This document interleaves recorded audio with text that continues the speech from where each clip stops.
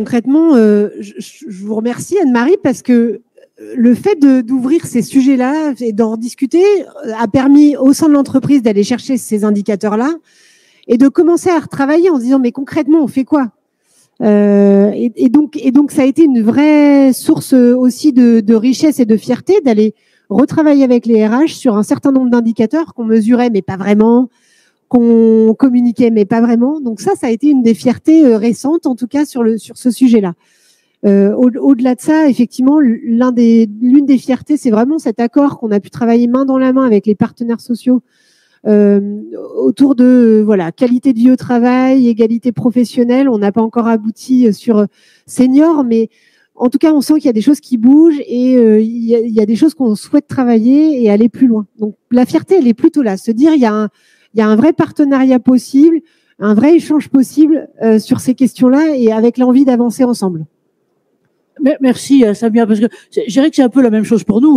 On avait envie globalement de faire un grand focus sur femmes et santé travail depuis un moment. Grâce à elle n'est pas là maintenant, mais elle était là hier.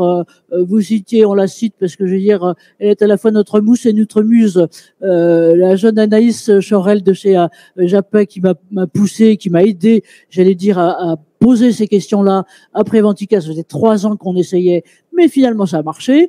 Et donc on crée tout ça. Donc juste pour vous dire qu'on va continuer sur ces sujets avec notamment avec l'ANACT et avec les ARACT et on vous annoncera ça, je pense, dans 1 mois et demi, tout un cycle sur cet ensemble et particulièrement sur la question que vous dites qui est essentielle, c'est avoir des data, avoir des données, parce que sinon c'est de l'intuitif. Et puis donc je vous passerai la parole à tous. Vous voulez rajouter Je veux juste compléter en disant qu'effectivement, l'une des grandes fiertés aussi de cette année 2022, ça a été vraiment de cartographier nos postes de travail pour les hommes et pour les femmes.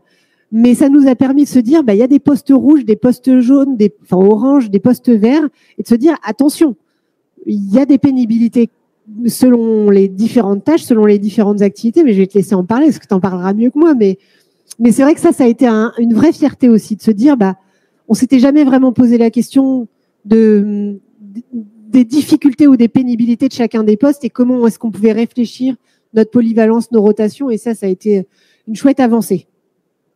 Si, et ça illustre bien un truc. Alors, on apprend toujours ça, j'allais dire, dans les écoles, mais c'est vrai que c'est très important. C'est le lien entre la connaissance et l'action. C'est-à-dire que il n'y a pas d'action qui puisse progresser si on n'a pas les connaissances et l'objectivation